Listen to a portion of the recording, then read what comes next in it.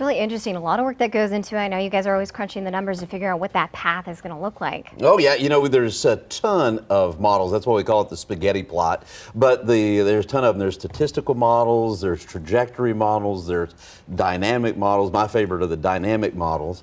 But yeah, all kinds of models. When we see, Paul, the 8, 10, 12 lines, possible passes, things get through. Is there any one that is more accurate than the other? I've always, because it seems it really varies. Well, personally, I use the dynamic models, and because that takes into account what's going on right then. Right. Others like trajectory and statistical models, and but here's the thing. I mean, there's no substitute, I don't think, from what experience, personally. Right. And it can always change. Well, sure, it can always change. But that's where the experience comes in. Right. That's why we're so lucky to have you, Paul. Because I know there's some guys that just get in this and they're like, oh man, you see what the latest model? Give it some time. You'll see. Yeah. You're hearing from an expert here. Give it some time. You'll see. Things probably will change. All right, let's take a look. Speaking of models, well, let's start off with that. We've got new tropical storm Ernesto approaching the Caribbean, really getting pretty close to the island of Guadeloupe there in the northeastern portions of the Caribbean, the Windward Islands. This is going to continue to move off towards the west-northwest, moving west at 40 or moving west at 20 with maximum sustained winds only at 40 miles per hour. Should stay a tropical storm for the next 48 hours or so, coming very close to Puerto Rico and then curving off to the north, becoming a minor hurricane.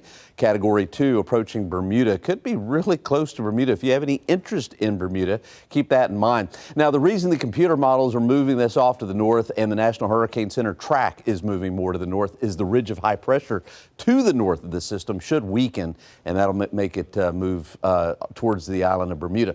All right, temperature right now, 80 degrees. The record high is 106 set back in 1962. We're not going to reach that record, but it is going to feel like 106 this afternoon.